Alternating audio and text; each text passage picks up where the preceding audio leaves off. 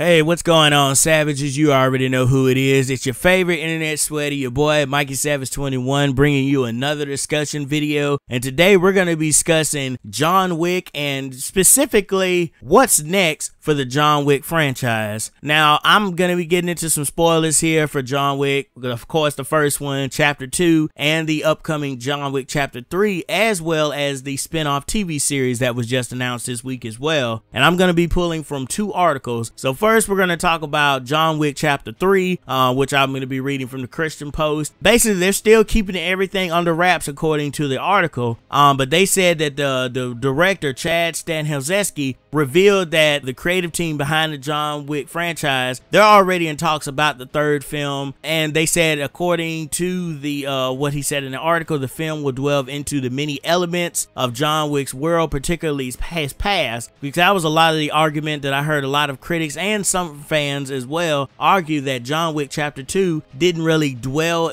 into the past of John Wick. We got a little bit of hint of that in John Wick 1 and John Wick Chapter 2, but people want to know a little bit more. But I'm guessing you don't want to reveal too much, because then, you know, you take away the mystery. But quoting Stahelski himself, he basically says that we are going to put something about the high table, how that all works. We're going to put in something about where John comes from and where he wants to go. I don't want to say too much more, but it would be a nice completion to Mr. Wick's journey. And so basically this is tying everything up together. As you saw in the first film, John Wick, he showed to be a retired hitman who had previously lost his wife, but before he had died, she had given him a puppy to make it a little easier for him to cope with her passing. But John was forced to turn to his old life as a hitman when some gangsters stole his car and killed his puppy, and he waged war against those responsible for the death of his pet, and he took them down ruthlessly. And so then basically what we saw from the beginning of Chapter 2, we saw John going back to his life as a retired hitman. However, he was triggered once again when his enemies burned down his home and car, and then of course the film featured even more gun battles, fight scenes and everything, and it explained more elements about how the inner workings of the Continental work, the rules that are set up within the Continental, why there is not to be any form of hitman type activities on Continental ground. And then ultimately we saw at the end of the film that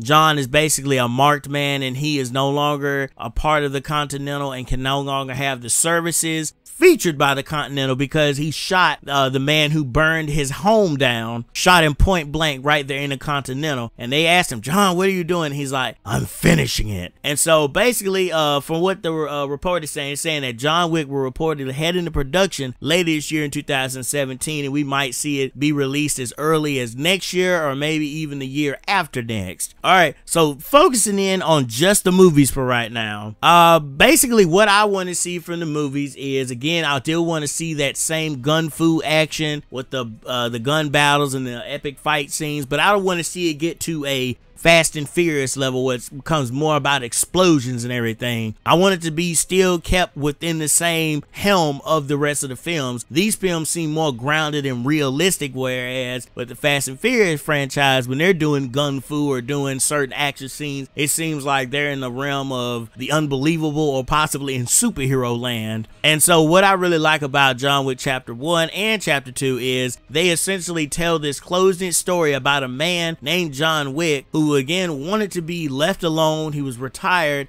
and just wanted to be left to the comfort of his puppy and his new home, but unfortunately every time he seems to get put back into that situation and has to keep returning to the old life as the former hitman, the boogeyman himself. And so now with the talks of John Wick Chapter 3, we might see a nice completion to his story. And so this is implying that Stahelski might be basically saying that this might be the last one. But in another article that I read earlier this week, he was saying that we can keep these films cranking out as much as we want to, but then after a while, my only fear is you might start to dilute the character of John Wick down. Right now, we all don't know too much about him, but the more sequels that you make, the less chance you have of it becoming somewhat like the Bourne franchise. After the first 3 films, great. It was great. And then they kept cranking out more films with Greengrass and, of course, Matt Damon, and then later on trying to bring in Jeremy Renner, and then ultimately going back to Paul Greengrass and Matt Damon again for the latest one, Jason Bourne. We saw that those weren't as good as the original 3 because they kept trying to go on and recapture that same magic from that 3, and they weren't able to do that as effectively. And so that might be my only worry and concern for John Wick 3, is that we might have a nice little tie-in to complete the story of John Wick, but we might be able to go back certain times. But my only fear with that is that again, it might not be as good, and we might start to water down the franchise and the lore that these movies have set up so far. And so, as answering the question of what's next, I'm going to go to the next article,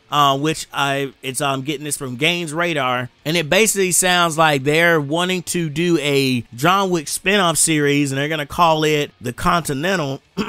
And it's basically gonna be set in the time period before John Wick became known as the notorious assassin. And we're gonna get the inner workings and how it was first set up. And then they said that Keanu himself might make appearances here and there in each episode. And Stan Helzeski himself said he wants to be the front runner for this, but also wants to direct some episodes. And basically, when he opened up about the concept of the show, he said it's very tied to the film in that it's about the Continentals all over the world, how certain people come into that world and what happens in relation to those peoples. I think the world is very vast, and everything I've heard from it is very positive. Okay, so getting on the lines of the spinoff, what would you like to see for the spinoff? Now, for me personally, for the John Wick TV show, basically what he just said is exactly what I want to see. I want to see the different Continentals all over the world, how the rules apply to the Continental maybe in India, or maybe a Continental in New York, or wherever. I want to see all these different Continentals and how they ultimately fit together within the story of John Wick. And then I want to also see like the certain people that go into that world of being a hitman, how they live their day-to-day lives with having to be out in the general public, and then how they ultimately reside in the Continental and all the different things that go with it. Like you saw that they have a specific suit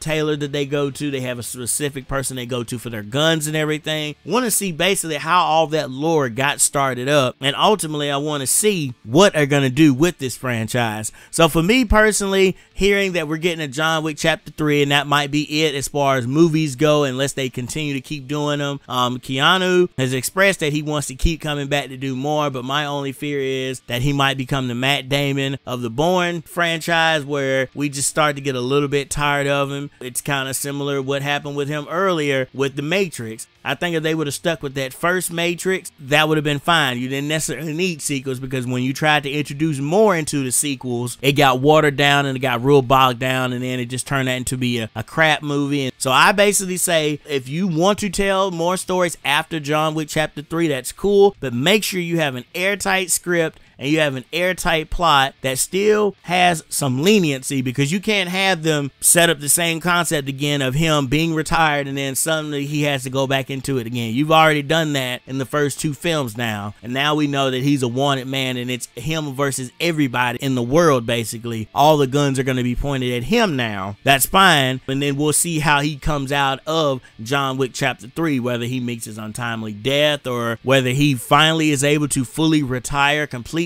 or maybe has to get back into the life and train some more upcoming assassins. As long as they have an airtight script and an airtight plot, I'm fine with it. As far as the spinoff TV series goes, what I ultimately want to see from the TV series is, again, I want to see the inner workings of the Continental, the different Continentals around the world, I should say. I want to see how the lore of the Continental was established, who are the original front runners for the Continental, and how did they come up with these concepts, and how all of this ties in together, and how the different assassins and hitmen ultimately are able to coincide within the world, but then also coincide within this Continental as well. But guys, let me know down in the comment section below, what do you think of the John Wick franchise? Do you want to see more John Wick films after Chapter 3? Do you want to see the TV series spinoff of the Continental? Let me know all these things down in the comment section below. And as always, thank you so much for checking out this discussion. I have more discussions coming up this weekend, along with more movie reviews. So make sure you subscribe to the channel and make sure you also hit that bell so you'll be notified every time I drop a video. But as always, thank you so much for watching. And as I always say, remember to become a savage, stay a savage, and peace out, y'all.